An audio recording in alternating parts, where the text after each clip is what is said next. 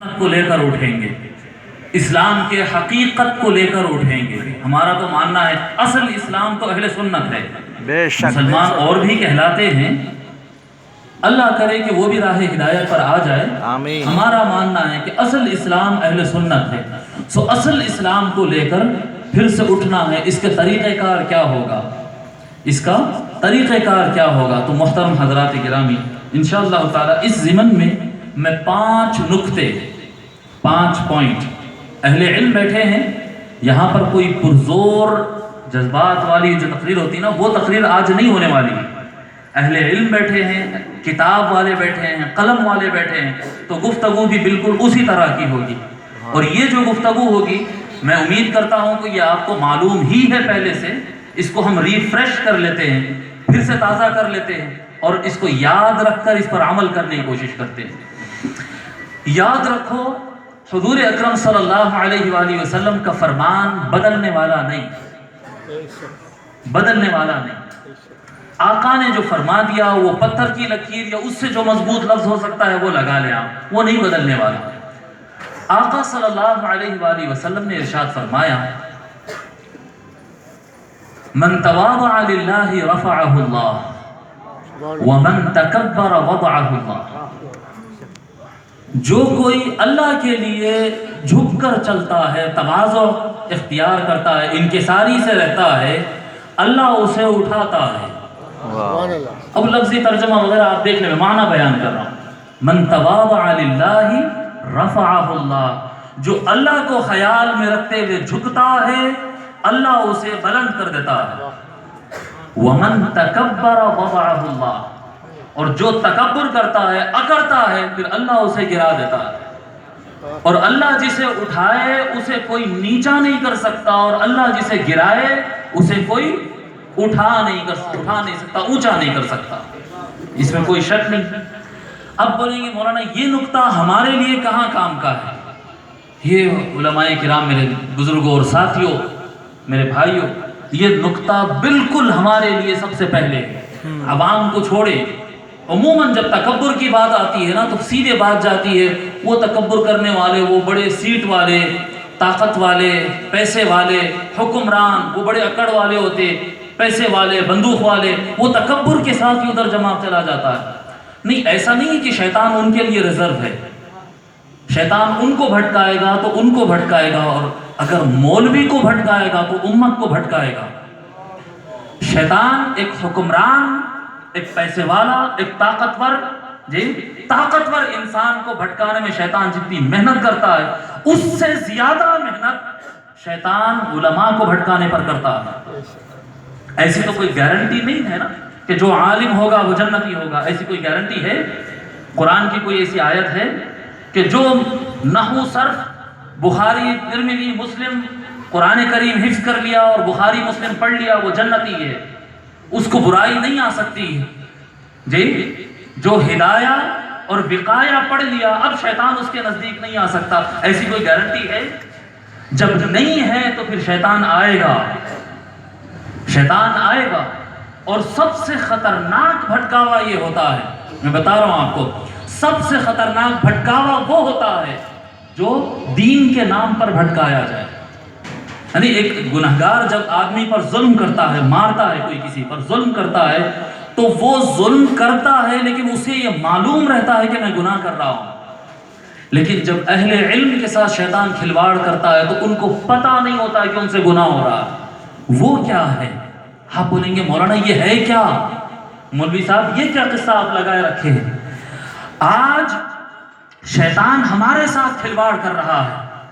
آپ غور کریں، ہم میں سے ہر ایک آدمی ایک تصور میں ہے کہ میں عالم ہوں، اور مولانا حاجی محمد علی صاحب کا ابھی جملہ سنا، اتنا دل کو لگا وہ جملہ، اعلیٰ حضرت کا جملہ جو فرما رہے ہیں، اعلیٰ حضرت کا جملہ فرمائے، ابھی جو ان سے سنا، مجھے تو نہیں پتا، میں یہ پڑھا نہیں تھا، فرماتے کہ جو اپنا مسئلہ قرآن سے حل نہ کر سکے وہ عالم نہیں۔ اب یہ اپنے اوپر امپلیمنٹ کر کے دیکھو نا، اپنے اوپر نافذ کر کے دیکھو، ترجمے نہیں پڑھنا، ترجمے نہیں، جو قرآن کے ترجمے سے اپنا مسئلہ حل کر لے وہ عالم ہے، ایسا ہے جی؟ آپ دیکھیں ہمارے پاس علم کا لیول کتنا ہے اور سوچ کتنی ہے.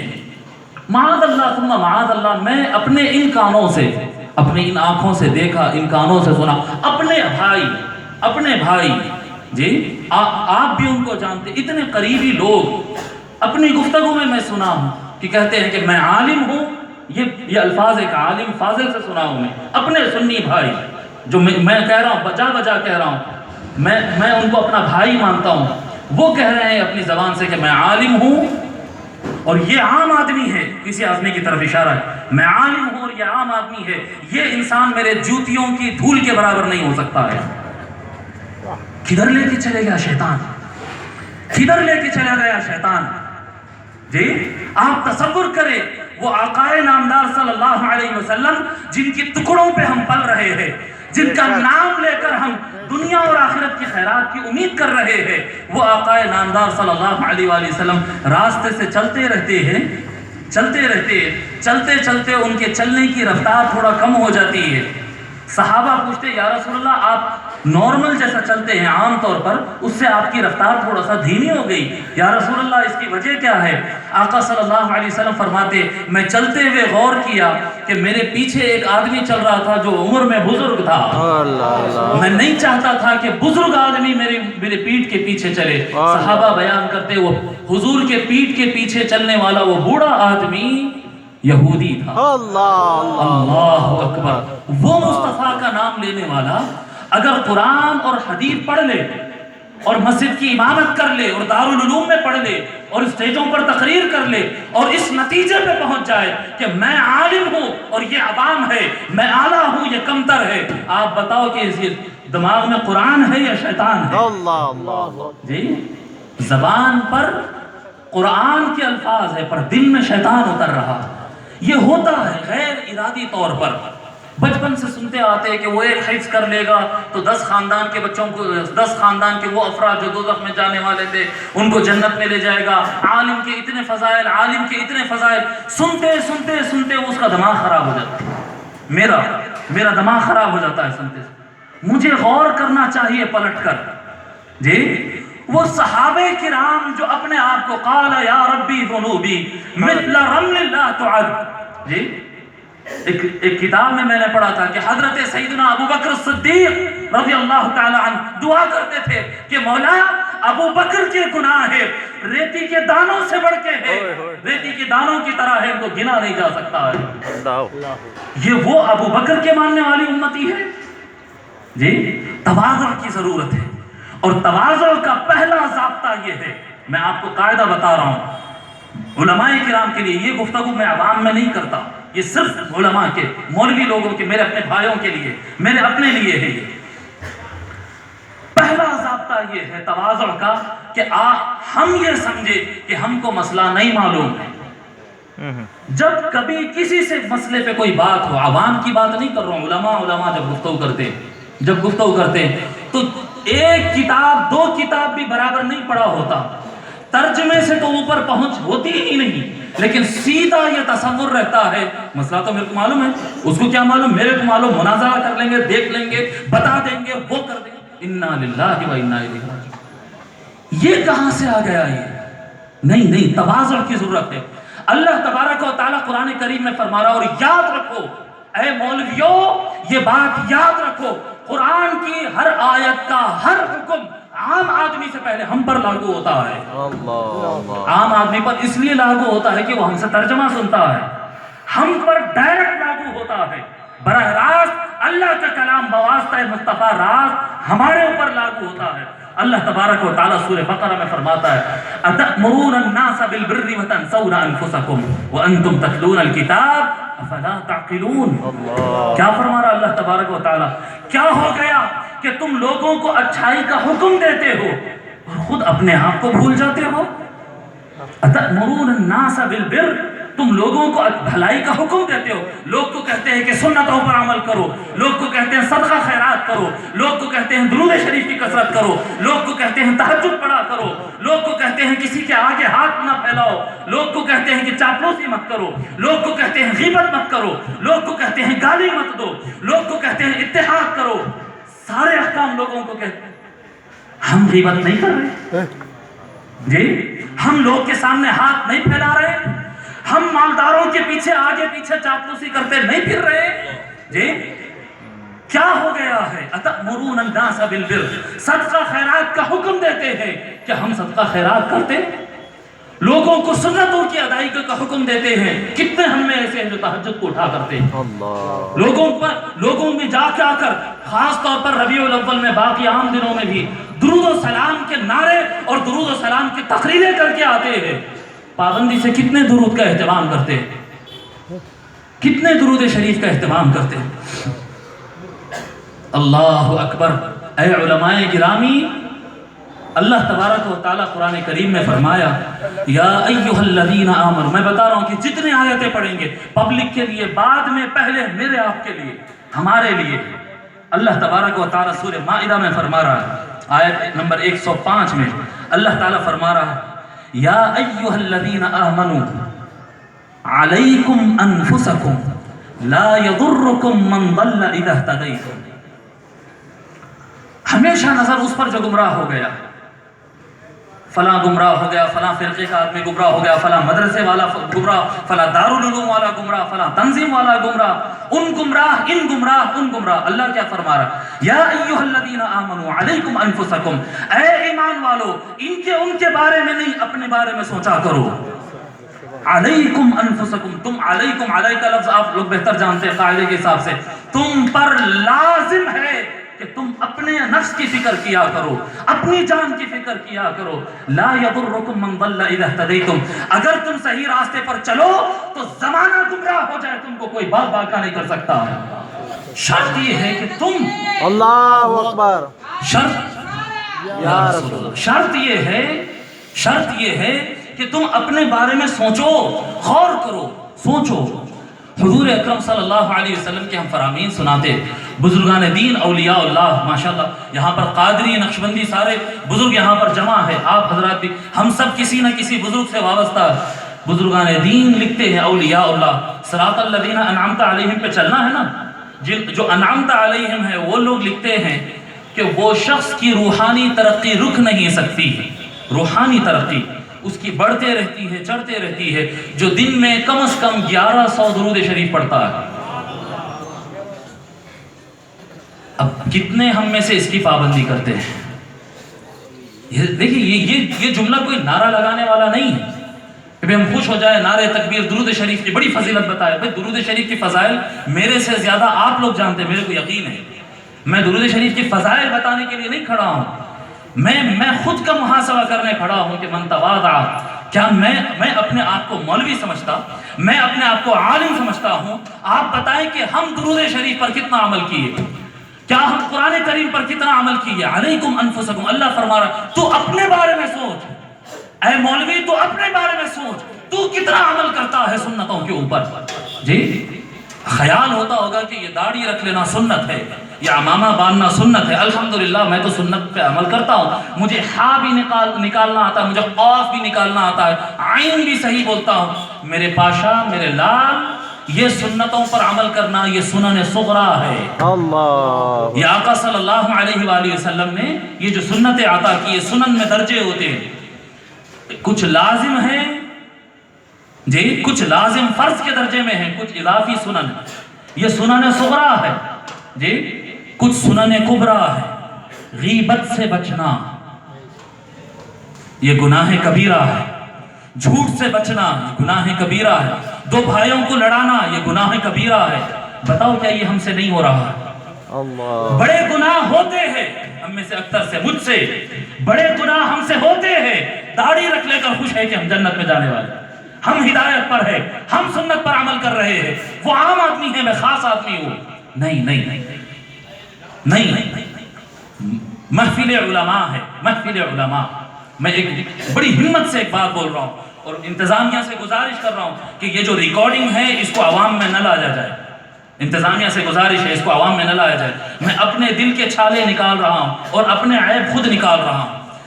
میں لکھنؤ میں تھا، تھوڑا سا وقت لوں گا مگر بات اہم ہے۔ میں لکھنؤ میں تھا، دارالعلوم دیوبند کے اندر پڑھنے والے کچھ بچے ہیں جو پکے سنی ہیں، اللہ، پڑھتے ہیں دارالعلوم دیوبند میں، ہے پکے سنی یا رسول اللہ والے. تو میں گیا تھا لکھنؤ کسی جلسے کے لیے. وہ 8-10 بچوں کا گروپ میرے پاس ہوٹل میں ملنے کے لیے آیا کمرے میں, اور بولنے لگا کہ حضرت ہم دارالعلوم دیوبند کے فلاں جماعت کے طلبہ ہیں, بڑی جماعتوں کے, چھوٹے نہیں فضیلت وغیرہ کے طلبہ تھے, ہم طلبہ ہیں وہاں کے, اور ہم سب یا رسول اللہ والے ہیں. ہمارے اپنے کچھ حالات مجبوریاں ایسے ہیں کہ ہم یہاں پڑھ رہے ہیں, مگر ہے تو ہم یا رسول اللہ والے. میں نے بڑی خوشی کی بات ہے. تو بولنے لگے کہ حضرت کچھ نصیحت کریے کہ ہم کام کیسے کریں. تو میرا پہلا جملہ ان کے لیے تھا کہ بیٹے سب سے پہلے جتنے زمین پہ چل رہے ہیں نا ان سب سے اپنے آپ کو کمتر سمجھ لو. کیوں؟ دلیل کے ساتھ, ایسا نہیں کہ خالی کمتر سمجھ لو, نہیں, دلیل کے ساتھ. میں بولا آپ میں سے ہر کوئی امام ہے, اتفاق سے 7, 8, 10, مجھے یاد نہیں کتنے نوجوان تھے, زیادہ نہیں 8-10 ہی تھے, وہ سارے کے سارے کوئی نہ کوئی مسجد کے امام تھے, وہ سارے کے سارے کوئی نہ کوئی مسجد کے امام تھے. تو وہ بولے کہ حضرت ہم سب امام ہیں.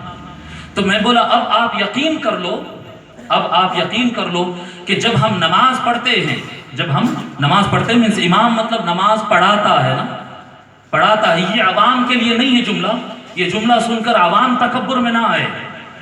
یہ اصلاح ہے, خود میں اپنی اصلاح کے لیے کہہ رہا ہوں, دوسرے حضرات کے لیے نہیں ہے, یہ صرف علماء کرام کے لیے. میں بولا بیٹے اگر مسجد میں ہم نماز پڑھیں تو نماز امام پڑھتا ہے, نماز ترکاری والا پڑھتا ہے, نماز لوہے والا پڑھتا ہے, آٹو والا پڑھتا ہے, سونے والا پڑھتا ہے, جی مزدور پڑھتا ہے, سب پڑھتے ہیں. نماز تو سبھی پڑھتے ہیں, جو بھی پڑھتا ہے نماز. اس میں نماز کے سب سے قبول ہونے کے چانسز کس کے ہیں؟ تو بولے کہ عالم کے. کیوں؟ اس کے نماز کے قبول ہونے کی وجہ یہ ہے کہ اس کی تجوید اچھی ہے, برابر, اس کی تجوید اچھی ہے, مسائل پوری طرح سے معلوم ہے امام. میں بولا بالکل غلط. پوری مسجد کے اندر جو نماز ہوتی ہے, یہ صرف علماء کے لیے جملہ ہے, پوری مسجد کے اندر جو نماز ہوتی ہے, نماز قبول ہونے کے سب سے کم امکانات مولانا اور امام کے ہوتے ہیں. اللہ اکبر. یہ ایک حقیقت ہے. دیکھیے قبول کرے نہ کرے, مگر میری ذمہ داری میں بیان کر رہا ہوں. نماز کے قبول ہونے کے امکان, اللہ بڑا کریم ہے, اللہ سب کی قبول کر لے. ہماری, آپ کی, عالم کی, جاہل کی, سب کی قبول کرے. اللہ ارحم الراحمین سے امید ہے مولا سے. لیکن حقیقت یہ ہے کہ سب سے کم امید نماز کے قبول ہونے کی مولانا کی ہوتی. وہ لوگ وہ ایسے دارالعلوم دیوبند کے بچے تھے, ان کی تو آنکھ ایسے کھل گئے, مولانا آپ یہ کیا بول رہے ہیں آپ؟ میں بولا ابھی سمجھاتا ہوں. میں بولا بیٹے جو ترکاری والا ہوتا وہ کوئی بڑی داڑھی رکھا والا نہیں ہوتا, وہ دین کا دعویٰ کیا ہوا نہیں ہوتا ہے. اگر کوئی جوتے والا, کپڑے والا نماز کو آیا تو بھی اس کو کوئی نہیں پوچھتا ہے, اور اگر نماز کو نہ آیا تو بھی نہیں پوچھتا ہے. لیکن اگر اذان ہو جائے اور مسجد کے بازو مولانا بیٹھے, نماز کو نہ جائے, ایسے ہو سکتا ہے؟ لوگ کیا کہیں گے جی, لوگ کیا کہیں گے؟ یہ ایک پریشر ہوتا ہے ہر بڑی داڑھی والے کے اوپر جی, کلچر کا, ماحول کا پریشر ہوتا ہے کہ وہ نماز کے لیے جاتا ہے. اور کئی وجوہات ہے ایسے, میں زیادہ آگے جانا نہیں چاہتا ہوں.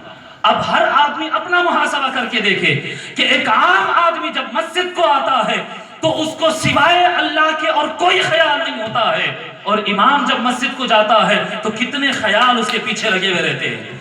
ماحول کا خیال, کمیٹی کا خیال, تنخواہ کا خیال, اس کا خیال, اس کا خیال, کتنے خیال ہے اللہ کے علاوہ جو اس کو کھینچ کے مسجد کی طرف لے جا رہے ہیں.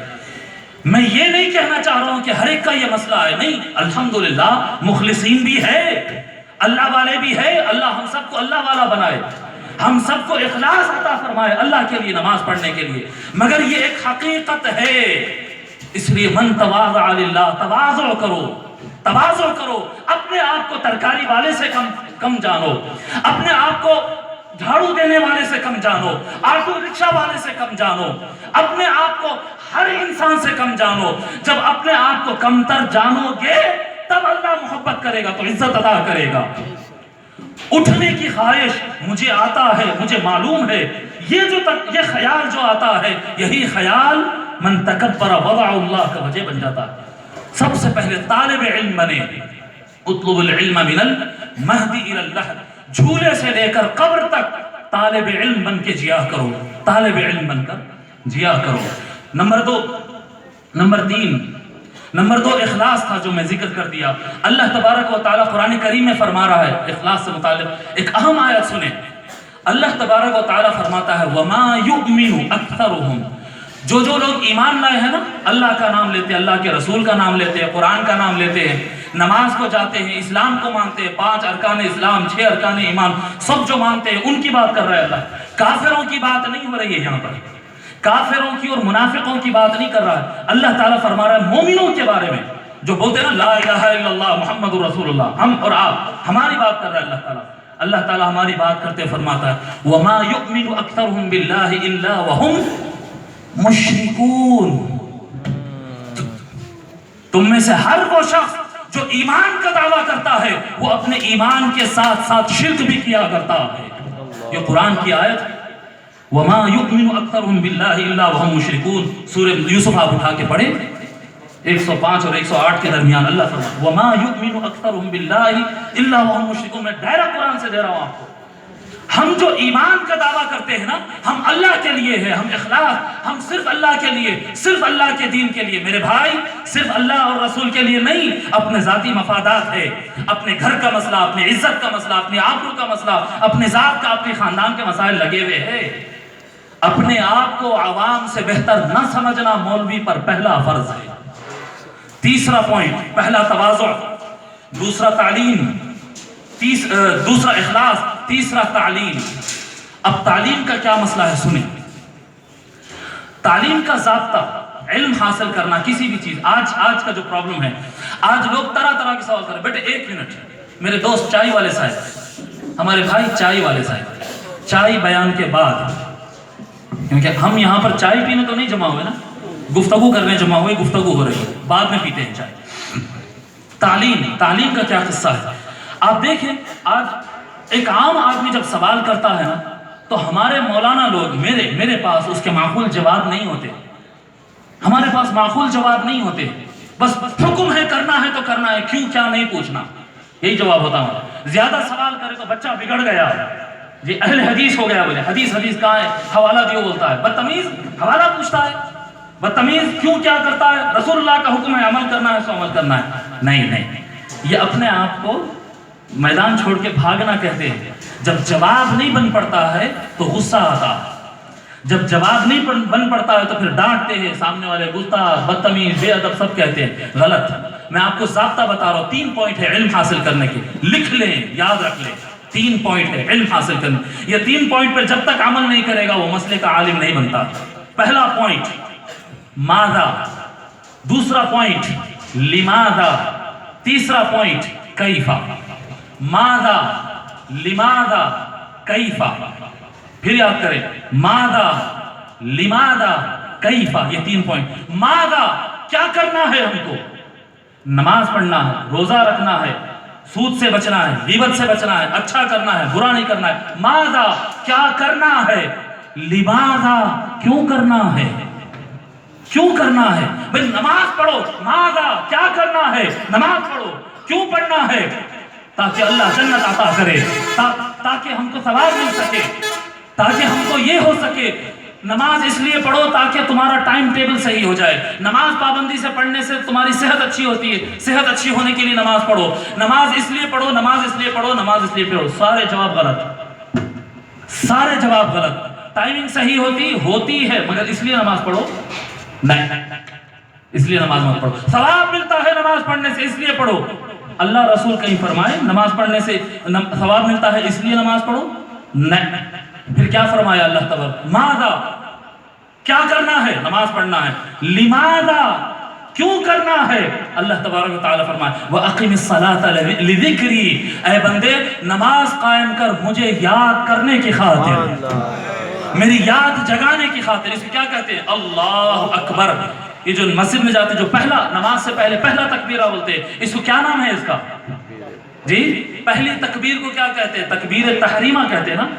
کیا بولتے ہیں، بولیے کیا بولتے ہیں اس کو، تکبیر تحریمہ. کیا مطلب ہے اس کا، حرام کر دینے والی تکبیر. ہاں یہ کون سی تکبیر ہے، یہ کون سا اللہ اکبر ہے جو حرام کر دیتا ہے. ارے تھوڑی دیر پہلے تک مچھلی کھانا جائز تھا، اللہ اکبر کہہ دیا مچھلی نہیں کھا سکتا، روٹی نہیں کھا سکتا، پانی نہیں پی سکتا، پانی پینا حرام، روٹی کھانا حرام، چاول کھانا حرام. بات کرنا جائز تھا، بات کرنا حرام. پلٹ کر دیکھتا تھا، پلٹ کر دیکھنا حرام. زندگی کے ہر کام کو حرام کر دیتی ہے. جائز کیا ہے؟ اللہ کو یاد کرنا جائز ہے بس. تو کرنا کیا ہے؟ ماذا، نماز، اقیم الصلاۃ، یہ ماذا. لماذا، کیوں کرنا ہے؟ لذکری، مجھے ساری دنیا کو بھول کر مجھے یاد کرنے کے لیے. اس کے بعد تیسرا سوال کیفا، اس کا طریقہ کیا ہے؟ اب اس کا طریقہ سنتوں سے بتائیے. رکوع بتائیے، سجدہ بتائیے، تشہد بتائیے، قرات بتائیے، سب بتائیے. ہر چیز کے اندر آپ اپنے علم کو رینیول کریے، دوبارہ جانچیے، پھر سے سبق کو دہرائیے. جو مسئلہ ہم لوگ کے سامنے بیان کرے، وہ مسواک ہو، وہ وضو ہو، وہ نماز ہو، وہ اتحاد ہو، وہ سچ بولنا ہو، وہ حلال کمانا ہو، جو مسئلہ آپ بولے، اگر یہ 3 پوائنٹ آپ کو نہیں معلوم ہے تو آپ عالم نہیں ہے. وہ مسئلے کو بیان نہ کرے، وہ مسئلے کو بیان نہ کرے. اور میرا پروردگار ہم سب کا اللہ تبارک و تعالی اور ہم سب کے آقا حضور صلی اللہ علیہ وسلم ہم کو دین ادھورا نہیں دیے. ہمارے ہر سوال کا جواب یا قرآن سے ہونا یا حدیث سے ہونا تو ہی علم کہلائے گا. یاد رکھو یہ بات، میں برملا کہہ رہا ہوں. یہاں پر الحمدللہ بہتر شیخ الاسلام کو چاہنے والے سب جمع ہے، اور کچھ نہیں چاہنے والے بھی ہو سکتا جمع ہے.